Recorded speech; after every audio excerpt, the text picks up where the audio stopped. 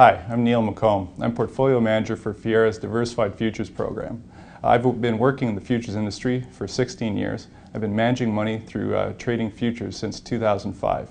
I started Fiera in April of 2012, and I'm pleased to have launched this fund 2 months later in June of 2012. So the first thing I'd like to discuss is what is a futures contract. A futures contract is an agreement to buy and sell something at some date in the future at a price determined now. If I agree to buy 100 ounces of gold in 3 weeks at a price of $1,700, this would be an example of a futures contract. Now, the value of the futures contract is going to go up and down with the value of the underlying, in this case gold. If gold goes up 1%, the value of my futures contract will go up 1%. One of the big benefits of futures contracts is that investors can just as easily benefit from increasing prices and decreasing prices. In fact, since 2005, roughly half of my trades have been bets on decreasing prices. What is the Fiera Diversified Futures Fund? Well, it's a non-traditional investment that buys and sells futures and can replace a small portion of your equity portfolio. Its objectives are equity-like returns, roughly 8% net of fees, lower volatility than equities, lower drawdowns than passive equity investments, low to negative correlation with traditional investments like stocks and bonds, and negative correlation with equities in times of extended market turmoil. So what does this strategy capture? It captures the gap between emotional markets and rational markets. If buyers and sellers were perfectly rational, there'd be no opportunities to profit. But the truth is that markets are far from rational. Opportunities exist because fear and greed exist in the markets. Let's say you were to walk into a store and everything was on sale. As a rational person, your first instinct would be to buy. But markets don't really work that way. Investors at this point, seeing all their products on sale, their first instinct would be to sell because they fear that prices might go lower. Now let's say you walk into another store and for some reason there's signs everywhere saying that prices have increased. Well, as a rational investor, the first thing you might want to do is walk out of the store.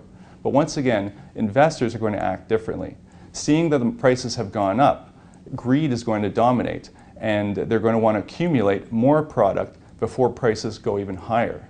These displays of fear and greed create a gap between where rational markets should trade and emotional real-world markets actually do trade. And it's this gap that the strategy tries to capture.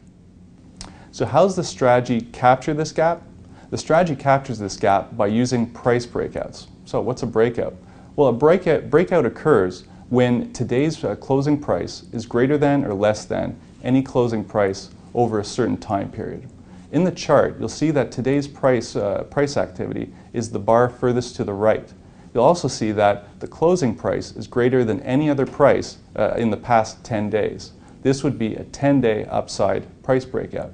Now, price breakouts are relevant because they're leading indicators for major price movements. And this allows us to strategically position ourselves to capture any long-term price movement that may occur.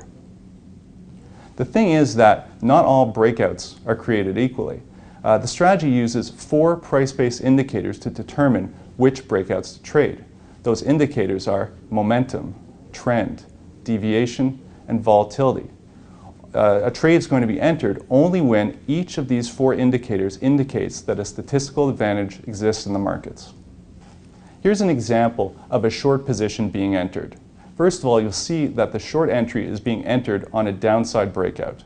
As soon as we enter a trade, the stop and target are immediately calculated. The stop is calculated as a multiple of volatility. The target is then calculated as a multiple of the stop. In this case, it's going to be 4 times the stop. The trade is going to be held until the market reaches either the stop or the target, whichever one is reached first. At that point, the trade will be exited immediately. An important point is that once the stop and target are calculated, they're held fixed over the course of the entire trade. In the previous example, we were willing to lose $1 if the market reaches the stop first, in order to make $4 if the market reaches the target first.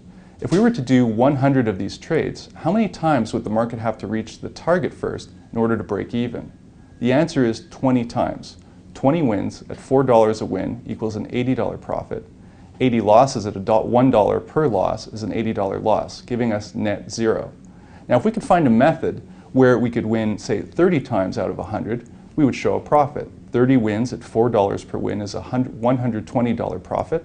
70 losses at $1 per loss is a $70 loss, giving us a net profit of $50.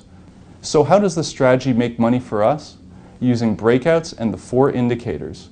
It identifies situations in emotional markets where it can reach targets more than break even.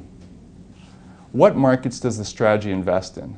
The portfolio is composed exclusively of liquid exchange-traded futures contracts. The strategy trades 23 markets spanning all major sectors: fixed income, equity indices, currencies, and commodities. The strategy trades all these markets systematically. What is systematic trading? Well, the portfolio manager uses exclusively price to generate buy and sell signals. So he's created a computer program which generates buy and sell signals on a daily basis. This eliminates discretion and the need for split-second decision making. Now, this process allows the portfolio manager to trade an unlimited number of markets in the portfolio. It's the same effect to trade 100 markets as it is to trade 10, even to trade 1. Systematic trading has a lot of benefits over traditional discretionary trading. All trading is pre-planned, disciplined, consistent, and rational. These attributes make systematic trading most powerful in times when the strategy is losing money, when judgment is at its poorest and the need for consistency, discipline, and rational thought are greatest. Since 2005, the strategy has had superior returns to equities and to fixed income, including an 18% return in 2008. It's had lower volatility than equities, low correlation with equities, negative correlation with bonds, negative correlation and positive monthly returns during months where equities have had negative monthly returns. And it's had significantly lower drawdowns than passive equity investments. How does the strategy manage risk? There are 2 different types of markets that the portfolio manager has to prepare for in order to manage risk. The 2 markets are orderly markets and dislocated markets. An orderly market is simply a market that gives you the opportunity to act. And here the strategy is to reduce position size as drawdowns or losses grow. This is accomplished by limiting losses in many different time frames and events. Limit losses in any one trade, limit losses in any one period, and limit losses in any one drawdown. The big idea is that we don't necessarily care why we're losing money. The fact that we are losing money forces us to act. The second type of market is a dislocated market, or a market that does not give us the opportunity to act. Here the key is to manage exposure, and we do this in 2 steps. First of all, we manage exposure across the entire portfolio. Then we've tried to smooth exposure across different markets and sectors, so no one market or sector has a disproportionate amount of risk. I hope you've enjoyed this presentation. Please feel free to contact us if you have any questions. Thank you.